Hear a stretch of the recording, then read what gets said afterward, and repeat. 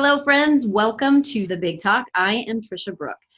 During the last several months, my guests have been writing their big talks inside the Big Talk Academy.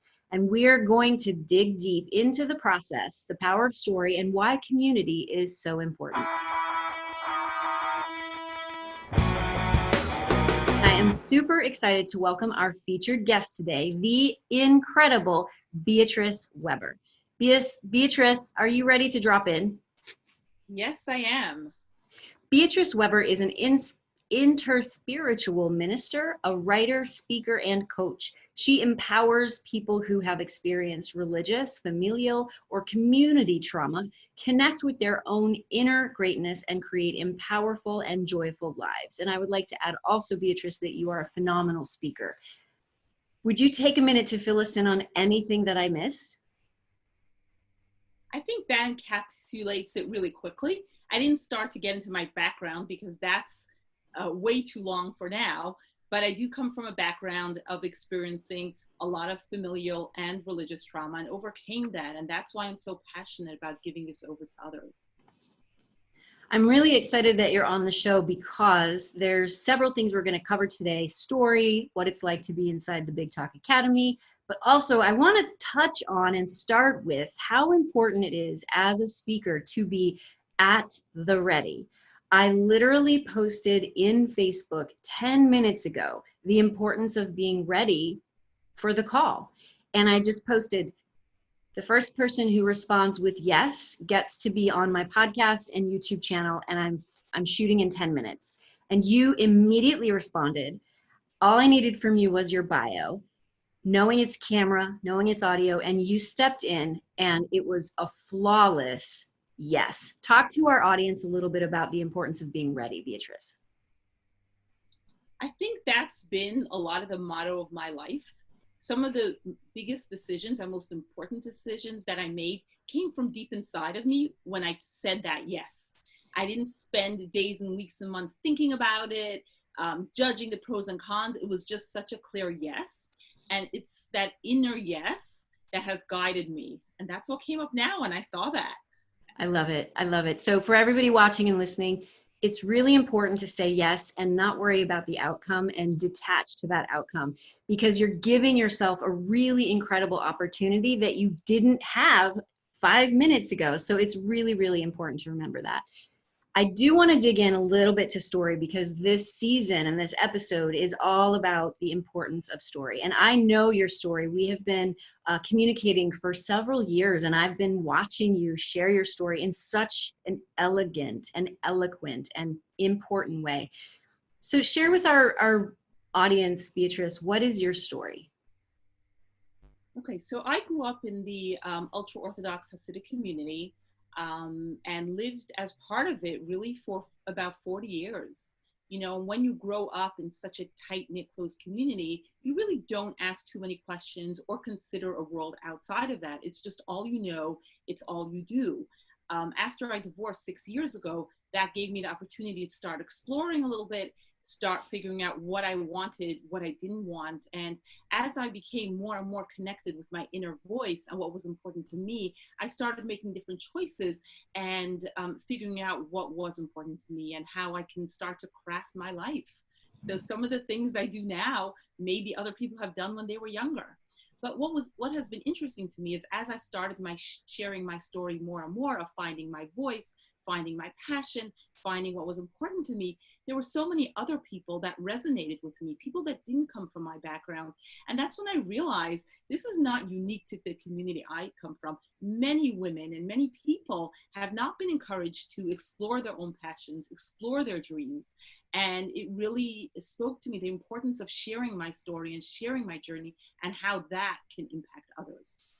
I love this so much because when we talk about giving a big talk, it's important to understand why it's important to you, why it's important to in general, and why it's important to the world. And you have touched on why your message is important to the world. And I think also talk to us a little bit, Beatrice, about you had a story going on for 40 years. And now you are creating a new story. What is that like and how are you doing that? So thank you for asking this, because this is, for me, so crucial. Sometimes leaving or making that big choice is just the initial step. At that point, when you make that choice, it feels like everything.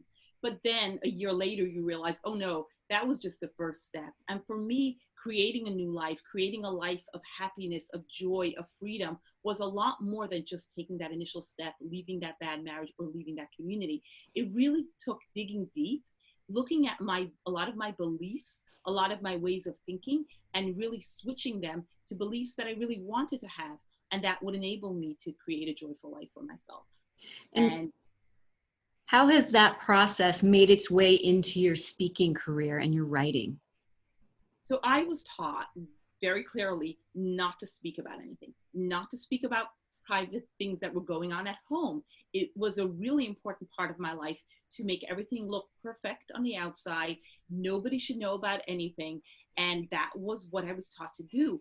But what I realized by writing and speaking vulnerably and truthfully from the heart, that's what inspires others. That's what others resonate with. And that's where the change happens inside of me, when I really drop in, connect with myself, and write and speak from that space. And when you do that, I know for speakers that I've worked with ongoing, when they drop into that space of vulnerability and start speaking their truth, that's when they really are transformed into the speaker they are meant to be. Have you experienced that process in the Big Talk Academy? So much of what we've had in the Big Talk Academy has been about that. I've seen so much vulnerability from other speakers and those group sessions that we have all together when we each share. And it's almost like you literally feel the layers being peeled off as people drop in and see that. So for me, it's also been, crafting a speech and getting up there and speaking, by now, that's become more comfortable. But really dropping into that heart space, dropping into my truth, has still been a learning curve. So having this space where this is encouraged and supported and held so tenderly has been such a comforting and a growth opportunity for me. Share with our viewers and listeners, Beatrice, a little bit about what you've learned about yourself going deep into this process. It's a 12 program, and I know that that's a lot of time to really spend thinking about your big idea. I think one of the first things was, as we were developing all those ideas, and you gave us so many prompts to start to think about the ideas, the idea of what I wanted to speak about came really easily to me. And I was thinking, no, I have to work harder at this, and I have to really figure it out. So I kept on doing the prompts and working along with that, but I came right back to what I had initially thought about. And that kind of ties into the being ready. Oftentimes that first idea or that first thought that comes to us is ultimately what it's all about. And for me, it's about learning to trust that intuition, learning to trust that initial belief of what I think is right is probably the right thing. I love that. It really does require a consciousness and a knowing and an intuition, because when we're clear on that idea, then we can deliver it authentically. If we are not trusting what we believe to be the truth in terms of our idea, nobody else will believe it either. So you're so deeply connected to who you are and how to share it with other people. And I say this all the time, that's why you're going to not only change, but potentially save someone's life. What would you say, Beatrice, about leveraging this big talk and your business currently? So for me, it's always been part of my vision to have speaking to groups of people as part of my business model. I think inspiring others has been so much part of what I feel is important. See, we can motivate other people, but for me, it's about inspiring. I've gotten so much inspiration by listening to other people and then being able to figure out how to do things. And that's what I feel the big talk is about. It's about, how do I inspire people? We spoke about, objective and action, right? What can I do? What action can I do to motivate people to take a certain action? And for me, it's about, how do I inspire people to realize that they can make the changes that they need in their lives? And of course, I'm always ready to do the work of a little more hand holding with people. But ultimately, I think this real switch happened is when people realized, oh, I can do this too, or I can make those changes in my life too. I deserve to have the freedom and the happiness. So beautiful. Do you think about how things have shifted in the world in terms of speaking and live events versus video and virtual events? And how are you leveraging the video part of the world of public speaking? So I've been lucky because I've been using video as a modality for communication for years now. So as everybody was struggling to get onto Zoom and figure out all that technology, I had an account already. So I'm really grateful for that. It's definitely different. I enjoy the energy of a large crowd in person, but I have seen beautiful things being created online, beautiful ritual. As you mentioned, I'm an interspiritual minister. I graduated on Zoom. We had our commencement and vow taking on Zoom, and I will tell you, it was so powerful. I could not have believed it if I wouldn't have seen how powerful it was, even in the online and virtual space. Congratulations. That's so awesome. I did not know you just graduated. That's amazing. Big kudos to you. I do think that there is something that's happening that we didn't know would happen with these Zoom calls and with these groups coming together. And we experience it in our group calls with the Big Talk Academy. I'd love for you to share what it feels like to look at all of the boxes of this incredible, diverse community and to feel that intimacy. See, that's something you don't get in real life, right? In live events, you're not looking at everybody's face in that way. You're not seeing everybody's emotional reaction. You're not able to get intimate in that way. But when you have that Zoom call, you do have that opportunity. You do have that possibility. And there's something about being in your own space that just allows you to let go a little more and allows you to be vulnerable in that way. So I've seen incredible things happen within the Big Talk Academy meetings that we have, where we're all there together and we're all really looking at each other and almost like inviting each other to share their deepest selves, to unwrap their layers, and to be vulnerable in a real way and see that change happen. I always say that in my community, you might be on stage alone, but you're never by yourself. And I think there's such power in realizing that when one speaker wins, we all win. And that is something I really want to, using your language, inspire everyone who is desiring to take a stage to think about finding a community, making your way into a community so that you have that support, so that you have the people to brainstorm with, and so that you really know that you're not alone. Beatrice, I would love for you to share a little bit about how the view of yourself may have changed through this process. It was interesting. Before I joined the Big Talk Academy, I mentioned my idea to somebody, and she was really taken aback. She thought it wasn't a good idea. She thought it could be a harmful idea. But working through the Big Talk Academy and developing my idea and writing about my idea, I was able to sit with that and see that somebody may not think that this was a good idea, but I know so deeply that it is, and it's important. It's an important message to spread. I believe the idea of owning your story, knowing your story, working with your story to grow, not ignoring it. And I think there are many others, listening to Brene Brown, who definitely speaks about that. There are many others who would definitely agree with me on that.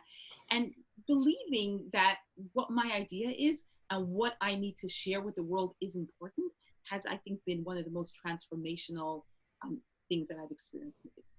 How did you get to the place where you really believed your idea was important? Because I know there's a lot of imposter syndrome and I'm not good enough, nobody cares, my talk is not good enough. All that comes up for every speaker, not just a new speaker. And you are a seasoned speaker. I think, first of all, the energy that you bring to the space, right? You provide a very supportive and safe space where you encourage us all to dig deep into ourselves. And when, you only really later on created a format for us of what to follow, of how to develop your speech, it was really about put those words down, put them down, go dig deep. So for me, who has been on this journey of tapping into myself and tapping into what's important to me, you encouraging that and really telling us that that was a space that we'll find our truth and we'll find our message has really been key. Yes, you gave us, different methodologies and different steps to go through, which are also so important, right? We need to do the writing, we need to do the beginning, we need to do the end. Like, you can't create a speech without that. But having the encouragement and the knowing that we can dig deep, seeing others do that as well, right? Seeing others bring their ideas forth in the same type of way has been key to this. I love that. And you're reminding me again to go back to the importance of community, because in the beginning, everyone was going through this process and thinking, how am I going to do what you're asking me to do? And this is crazy and I can't do it. And because everyone showed up for one another in that group and expressed the same worries, fears, uncertainties, and I observed all of that consciously from afar, because just like when I'm in the room with actors and they're trying to find their way and they want me to tell them what the answer is, and I will not do it because I want them to find it for themselves. And so that is one of the most beautiful moments, and it's not comfortable, but that is when the deep work happens and all of a sudden you give birth to that beautiful idea. Would you talk a little bit about that? Oh, I'm nodding my head as you're speaking because it's so resonant with me. It's nice to hear that the way you handled it was so deliberate, that you kind of held back, let everybody process it, and then on our bi-weekly calls kind of jumped in and gave us the space to talk about it together with you. Because again, with our peers, there's a certain comfortability and a certain community that happens as we support each other and as we speak it through and discuss it, and having calls even outside of the group of figuring this out and grappling with this. That really, there's something about community, and I mean, I agree with the importance of community in whatever work we're doing. And having in my business, I encourage so much the possibilities of working together with groups. I feel like as we journey through whatever it is, whether it's the big talk, whether it's discovering our own purpose, our own passion, having others and knowing that others are going through the same thing together with us provides us with a certain power, a certain encouragement, and a certain knowing that we're on the right path. Beatrice, would you share with our listeners and our audience the importance of speaking your truth and elevating and amplifying your voice right now? Well, I can talk about the danger of not speaking your truth. Okay. I did that for decades. For decades, my main goal was, how do I put up a front where nobody will really know? And that can literally kill you. When I say that inspiring other people can really save lives, I just by the writing that I've been recently putting out, I've gotten calls back from people, how it's really shifted the way they're thinking and shifted the way they're doing things. So by us speaking our truth, speaking our story, we really inspire other people. That's the only way. See, we can talk about the importance of these things, but until we're actually doing them, until we're actually sharing our stories, until we're actually speaking our truth, we're not being those role models. But when we become those role models, we inspire others to do the same, whether it's our daughters, whether it's people from marginalized communities. By knowing that there are others speaking their truth, they can speak their truth as well. I want to thank you, Beatrice, for being a featured guest today at the last minute, because you said yes on the Big Talk. Where can our listeners get in touch with you? So you can go to my website at beatriceweber.com. I write regularly on Medium as well under the same name, beatriceweber.com, and on Facebook as well. I have a Facebook page, Beatrice Weber. And we will put all of this on the show notes so that everybody can find you. Thanks again for listening. I hope you enjoyed the Big Talk. Live your truth, be your authentic self, and drop in. I hope that you will start sharing your powerful story today, and be sure to subscribe and click on that notification bell so that you get access to my newest and latest videos. And I really appreciate that you are here and will always respond to the comments. Big love.